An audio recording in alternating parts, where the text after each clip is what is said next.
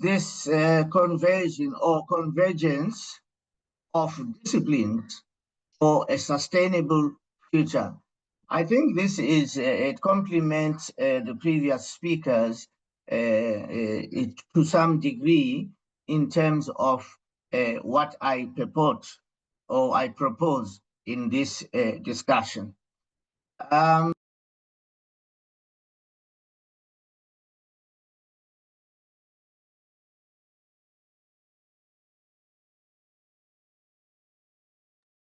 Sorry about that.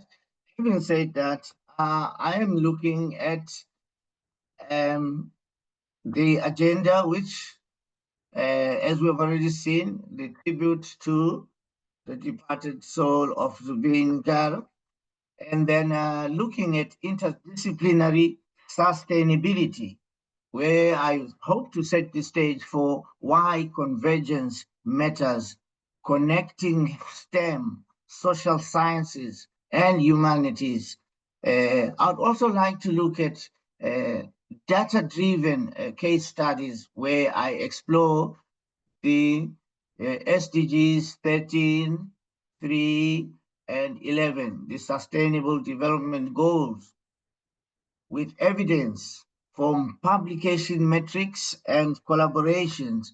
I also hope to look at challenges in collaboration where we'll be identifying barriers such as silos, funding issues, and inclusivity gaps, which were mentioned by the previous speaker, and sort of propose a framework for convergence, proposing actionable model for interdisciplinary collaboration and a sustainable impact.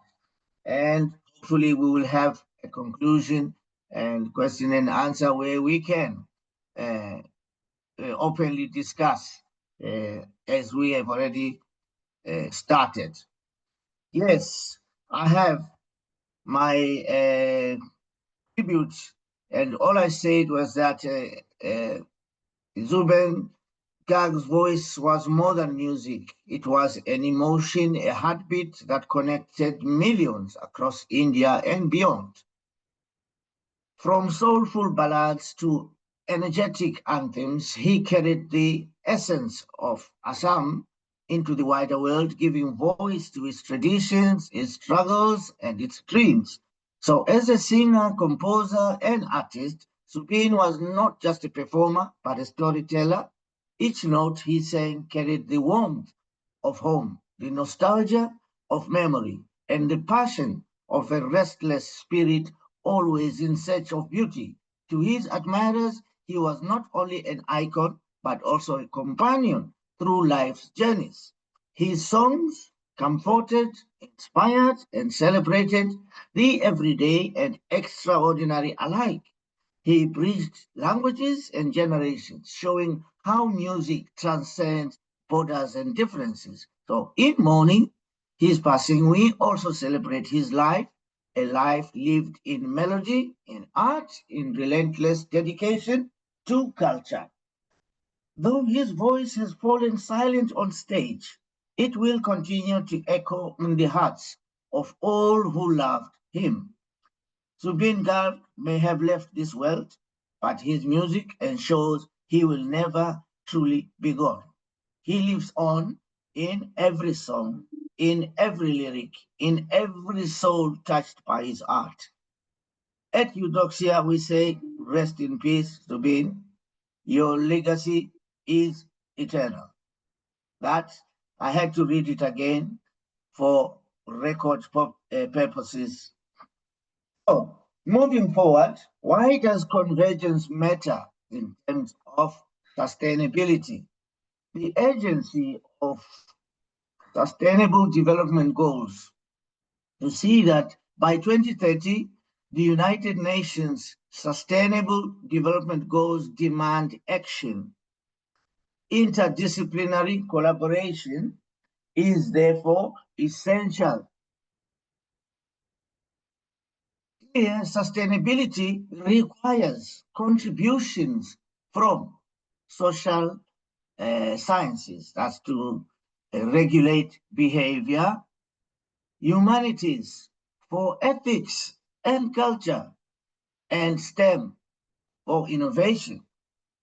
So there is this interdependence, which confirms that no single discipline can achieve the systematic changes needed for sustainability.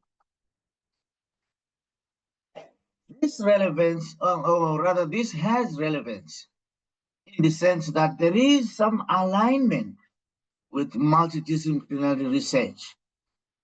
This keynote therefore reflects the core theme of IGROM 4.0 2025, integrating diverse fields to tackle global challenges. The interdisciplinary research strengthens the reach and effectiveness of Sustainable Development Goal initiatives, therefore amplifying the impact of SDGs. There is also evidence and an evidence-driven approach where recent data reveals higher impacts when research spans across multiple faculties and multiple disciplines. Let's look at data-driven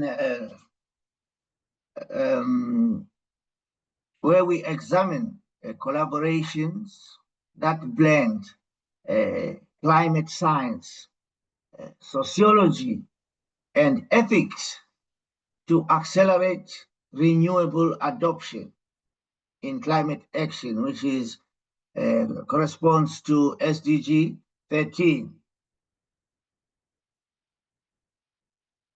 SDG 3, good health and well-being, where we will explore the intersection of health sciences, behavioral studies, and ethics in wearable technology and equitable care. And SDG 11, where we are looking at sustainable cities, investigations into how urban planning, culture, and engineering converge to form or for resilient communities. Here, I can look at various case studies for climate science to combine with sociology and ethics. Here, the data is combined in terms of modeling, behavioral insights and ethical frameworks for equitable climate action. The collaboration here is mainly in climate science, in sociology and ethics, where, for example, AI models predict renewable energy adoption patterns when integrated with social and cultural factors. You also, from a systemic perspective, addressing climate change, we see that addressing climate change requires a holistic view that bridges innovation, culture, and responsibility. That was our first study where we see that this convergence could be multidisciplinary and interdisciplinary at the same time. But we are looking at ethics, we are looking at culture, we are looking at innovation, we are looking at responsibility as researchers. Let's look at SDG 13, where freely available data, I tried to look at this in terms of publications, where a total of 238 publications that were in this data, 223 were single faculty and 15 interdisciplinary, but 2 faculty works. So Out of 223, we have 15 interdisciplinary, 2 faculty works. Not bad. If we look at the impact metrics, 2 faculty papers average 30.3 citations and 173 altmetric attention score versus only 24.4 citations and corresponding 45.3 altmetric attention for single faculty. So 2 faculty has an altmetric attention score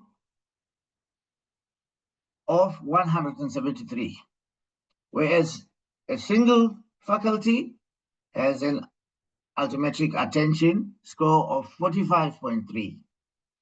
That means, therefore, most collaborations occurred between science and engineering, that's 8, science and social sciences, that's what about 4. So in this case, we see that collaboration results in better altmetric attention scores. Here, 2 faculty papers. It is for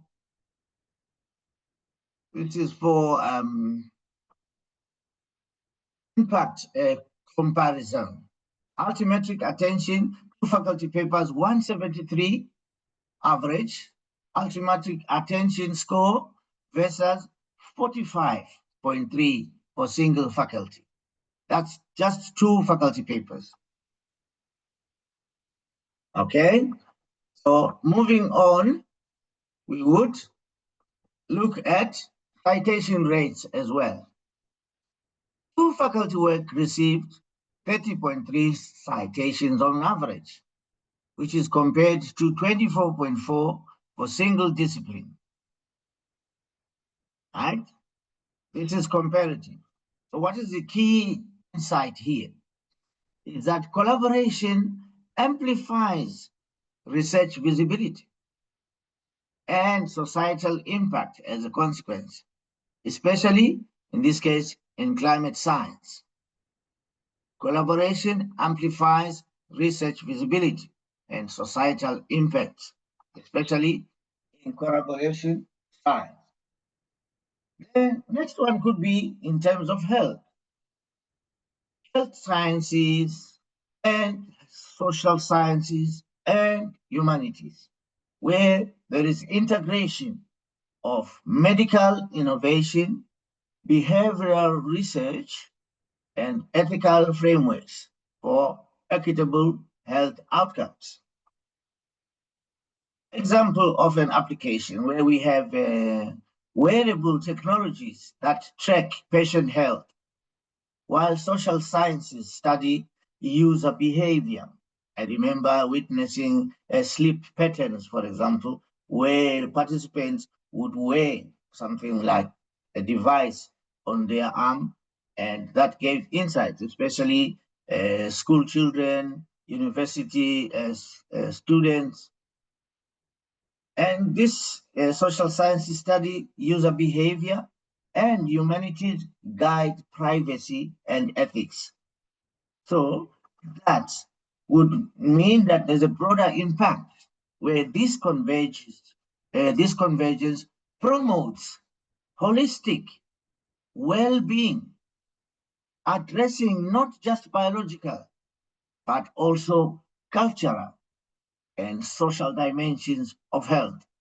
So a single discipline cannot address all these aspects to give people a holistic view of the situation on the ground.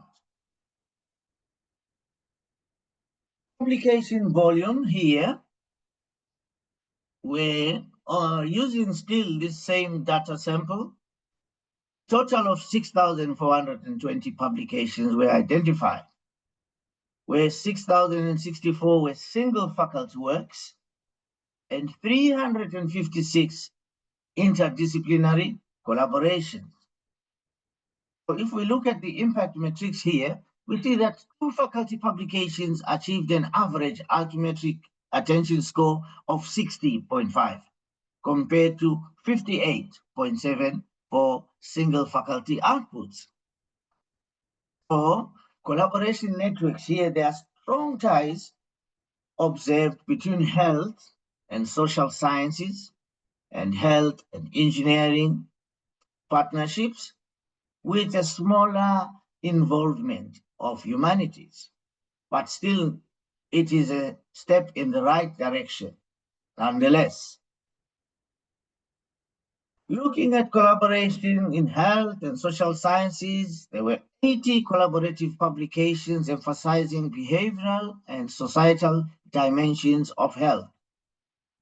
Between health and engineering, for example, 71 collaborations focused on biomedical devices, which brings in the frugal innovations, etc., that were mentioned in the previous presentation. So 71 collaborations focused just on biomedical devices, AI diagnostics, and infrastructure. Here, there is a humanities gap, which I've already mentioned, that there is minimal participation from humanities, and that highlights missed opportunities because we are dealing with biomedical devices. One would look for where are the ethics, the culture, and inclusivity in this kind of research with such research outputs, indicating a humanities gap in these areas. So that is our niche, something that we could explore and see how we can, or how we can fill that gap, especially when it comes to the convergence between health and social sciences. We can even move on and look at urban planning, culture, and engineering, where cities become sustainable when infrastructure, cultural practices, and engineering innovation converge. As I speak, there are many other cities that have adopted this urban planning culture that includes engineering. For example, the 15-minute city model integrates the Internet of Things infrastructure with local community input for accessible living. 15 minutes, you must be able to access all the necessary services that you need to use within a city. And that's because of the convergence in urban planning, culture, and engineering, where there is a focus on holistic urban sustainability, where resilient cities balance technological advancement with inclusivity, a people's culture, and environmental care. If we are to go on and look at the data that supports these, out of a total of 66 publications, 56 were single faculty in this area, and only 10 interdisciplinary to faculty works. So if we are to look at the metrics, 2 faculty works averaged 11 citations, whereas 4.3 altmetric attention score, comparable, but not significantly higher than single faculty outputs. So here we saw that what were the collaboration patterns? Here we saw that there were health and engineering, 3 collaborations, social sciences and business, 1 collaboration. So that explains the 4.3 altmetric attention score. But if we look at smart cities where there is Internet of Things enabled infrastructure with smart sensors which are embedded in roads, in energy grids, and public spaces like parks. These enhance efficiency and sustainability. So if we were to look at data-driven decision making, we see that there's real-time monitoring,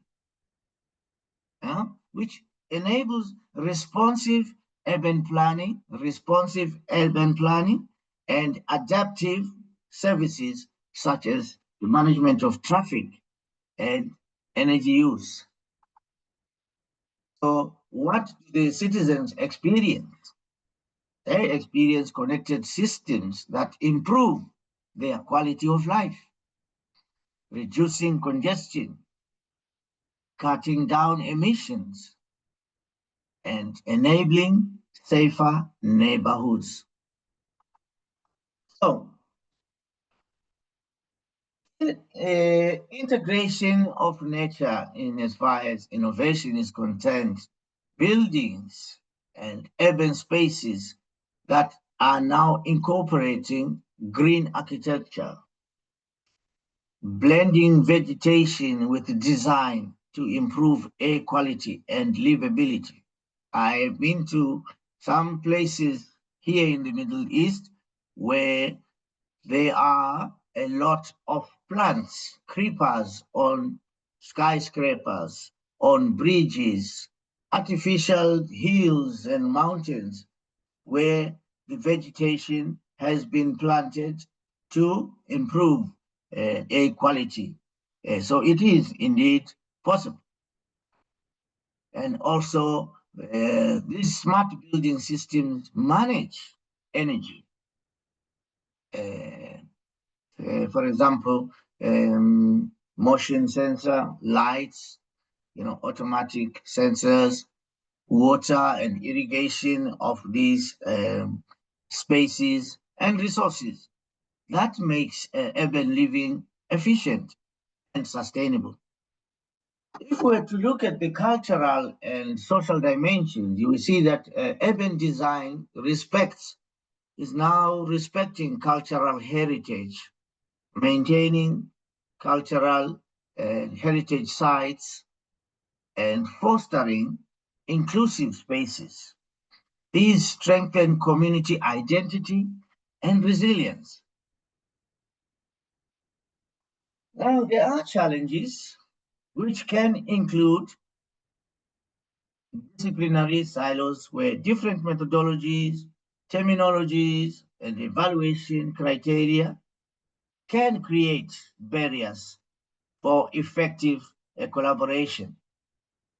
We also have funding where research grants often favor disciplinary work instead of interdisciplinary work, and that limits opportunities for interdisciplinary projects. So our awareness of such challenges is to our advantage, including inclusivity gaps. Humanities and indigenous knowledge are underrepresented in sustainability research, and that often leads to partial solutions. So the key challenges here, evidence of silos. If we are to go back to the data again, only 2 joint publications between social sciences and humanities in the dataset, and that highlighted structural disconnect. Workshop models, for example, cross-disciplinary workshops, like those piloted in SDG 3 research, they demonstrate a potential to bridge these gaps. One of those models is this one that we have at Eudoxia IGROM 4.0 2025.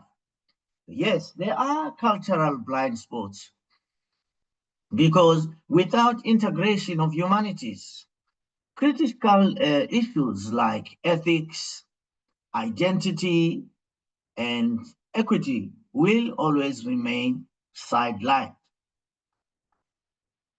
So how do we address this? Let's look at our funding structures. Current funding models privilege disciplinary projects There is need for advocacy for SDG-focused interdisciplinary grants, which would be very, very crucial. It's a way of mitigating these structural inequalities. The evidence for change is there for all to see. Data show that 501 faculty publications proving that interdisciplinary research produces tangible, high-impact outcomes. And there is, however, an inclusivity imperative here. Integrating indigenous knowledge and humanities perspectives will ensure the solutions are culturally grounded, in other words, bottom up, and equitable. Equitable in the sense that equity here, it means inclusivity of the local communities where the data is mined in most cases without tangible involvement, without beneficiation, and therefore there is an inclusivity imperative. So what is this framework for convergence? Point number one, shared metrics. Let us adopt common evaluative indicators such as altimetric attention scores and field citation ratios to compare interdisciplinary impact. Another aspect is cross-training. Enable researchers to develop literacy in multiple disciplines, creating shared vocabularies, creating shared methods that could help with cross-training. And the community is always the guinea pig and not engaged fully. So embedding local and global communities into our research processes will ensure real-world problem-solving applicability. Then here we have technology as a bridge. Yes, let us use digital platforms for collaboration, AI and IoT systems to facilitate collaboration and data integration across fields. The other day, Professor Sukwinda presented many options for collaboration, and I was just thinking about it in this, in planning for this presentation. So yes, there is need for systems that will facilitate collaboration. In fact, the systems are there, but perhaps the adoption to facilitate collaboration and data integration across most, if not all, the fields. Let's boost humanities. Let's look for opportunities of boosting humanities in health research. With only 6 health and humanities collaborations, targeted efforts can integrate ethical, cultural, and patient-centered dimensions. That means we are addressing that gap, that inclusivity gap.